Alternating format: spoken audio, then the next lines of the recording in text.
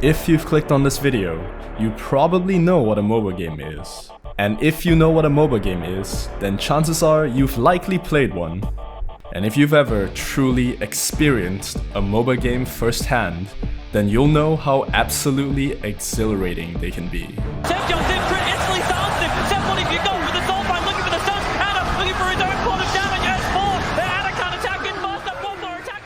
The massive highs you get when you land a huge play that turns the tides of a losing teamfight, equally matched in intensity only by the soul-crushing feeling when a win slips just outside of your grasp.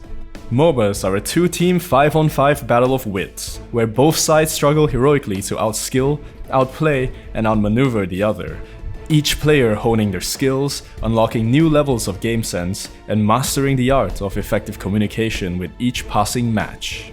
And then there's this guy. Hate to admit it, but I've been that guy. And I'm not calling you out on it here, but you've probably been that guy too. Don't feel too bad about it though, because in the mystical world of multiplayer online battle arena games, everyone's been that guy. Now don't get me wrong, I like MOBA games. I mean, I've played my fair share of Dota and LoL back in the day, and I did have fun, a lot of it. But you'd probably agree with me when I say that the vast majority of MOBA games essentially have flaming toxic sludge pools for communities. Tales of losing friends, emotional meltdowns, and even romantic breakups are way more common within the sphere of MOBA games compared to any other type of game. So, the million-dollar question is, why are these games so disproportionately good at bringing out the ugly cave troll in all of us? Is toxicity really just baked into the essence of MOBA game design? Yes, and that's all we're going to be talking about today. So please smash that like button, heck maybe even subscribe if you're new, and let's get into it. Alright, so after doing some digging, I found many possible reasons for toxicity in MOBA games.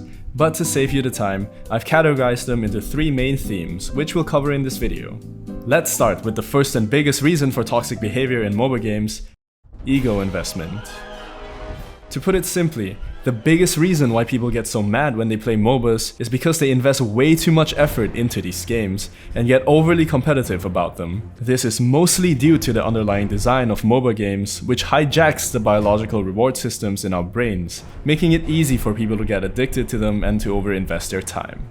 You see, MOBA games are rich and complex. They're easy to pick up but impossible to master.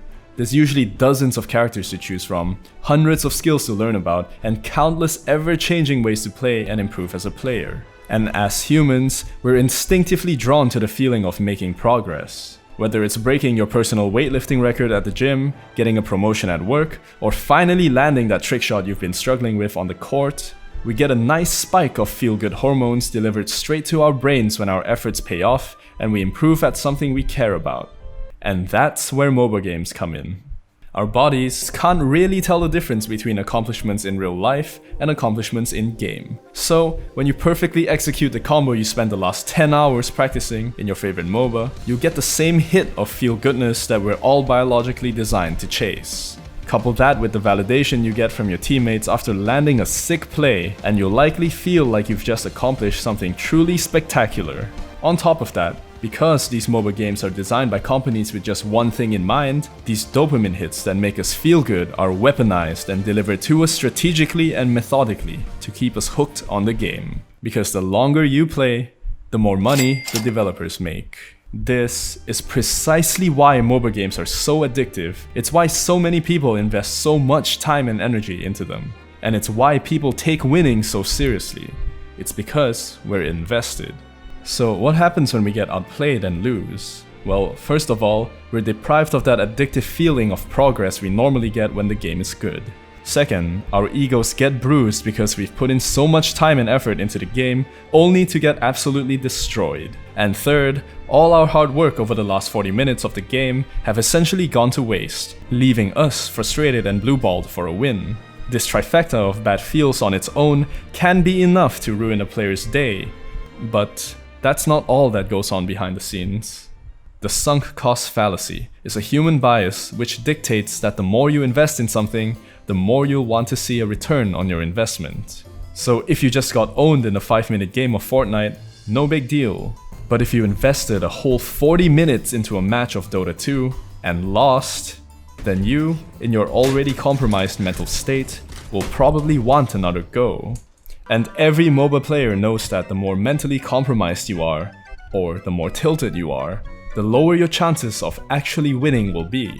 So when you eventually lose that second match too, the vicious cycle repeats itself. You get even more tilted, and now instead of only investing 40 minutes into the game, you've lost twice that, which drives you and your friends further and further down the thorny path towards a losing streak, with each subsequent loss making everyone involved feel worse and worse, ultimately leading to toxic behavior. But ego investment isn't the only culprit behind toxic behavior in MOBA games, not by a long shot. Enter the online disinhibition effect. The online disinhibition effect is defined as the lack of restraint one feels when communicating online in comparison to communicating in person. To put it simply, people are more likely to be dicks online than IRL. That's because people are held way less accountable for their actions online than they are in person, thanks to the anonymous nature of the internet. That, and the fact that people can't punch you through your screen. So what do you think happens when you gather 5 random anonymous gamers who have never met each other and will likely never meet each other again, and put them on the same team where everyone's actions affect everyone else's experience? Well, nothing. Normally. But then you take into account that half your teammates are already tilting from losing their last 4 matches, and that 3 people want to go mid or AFK, and that last guy doesn't even speak English and just insta-locked Pudge, and oh my god, it's happening again. Your teammates, who are already kinda salty from losing their last few games, are probably gonna start talking smack. The 3 people who are all highly invested in honing their skills mid lane are now competing to see who can feed the fastest. And that Russian guy is just...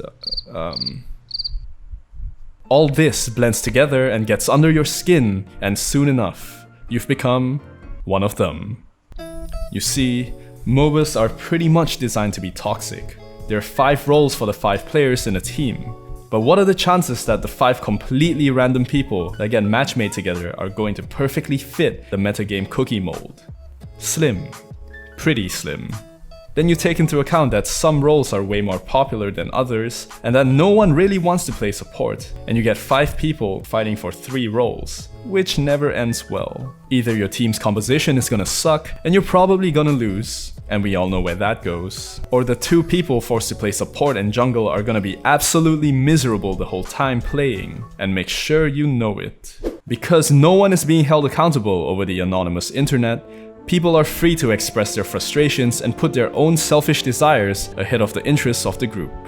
That is to say, because of the online disinhibition effect, people are more comfortable insta-locking their favorite character despite already having 3 carries, and flaming everyone around them when they eventually start losing. This kind of bad behavior usually loses teams games, and as a result, wastes everyone's time. Players are trapped from character select in an inescapable game that they already know they're probably gonna lose. And the worst thing is, they don't even get to play what they like. All these factors get further magnified the more invested a player is in the game, and before you know it, your favorite MOBA games become a breeding ground for toxicity, where everyone sucks, no one's having fun, but everyone keeps playing. Partially because they want to, but also mostly because they have to. And that brings us to our last reason for toxic behavior in MOBA games. Helplessness. Now, normally when you don't want to do something, you can just get up and leave. But in MOBAs, you're pretty much trapped. If you try to leave a game before it's done, you get penalized. Sure, in some games like League of Legends, you have the option of surrendering to the enemy to more quickly get out of a losing match. But for the most part, if you don't like your teammates, then tough luck. You're locked in for at least 20 to 40 minutes, whether you like it or not. This basically forces people who don't want to be there to interact with each other for a good chunk of time. And you can imagine how that plays out. Not to mention, MOBA game developers hardly punish toxic behaviors in their titles. Why would they? The more people you ban, the less money you're gonna make. So if your entire team starts trolling because they all want a solo top, you're gonna be caught up in the crossfire, unable to leave, and armed with the infuriating knowledge that you're literally helpless to stop this internet injustice happening before your very eyes. On top of that, MOBAs are rather unique in the sense that they have a team-based win condition. This means that you'll usually need your entire team to be on the same page to clutch out a victory. Unlike other games like Counter-Strike, Fortnite, or Overwatch, where it's very possible to come out on top even if your team is made up of a bunch of feeders, in MOBA games, if even one person on your team decides to troll, it's pretty much a death sentence to your elo. And it's precisely because your win is in the hands of 4 other people, and not just your own, that MOBA games tend to be so infuriating to play. No one likes the feeling of playing their hearts out, doing everything right, and still tanking a loss, just because some guy decided to repeatedly run into the enemy towers 2 minutes in because he didn't get to play Invoker.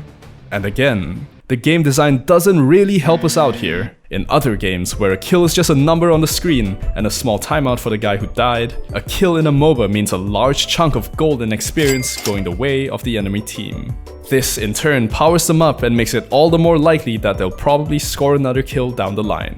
MOBA games are designed to be toxic snowballs that start rolling from minute 1, reducing and restricting your in-game options to counterplay your enemy with each passing kill, eventually leaving you and your entire team utterly helpless to stop your inevitable defeat.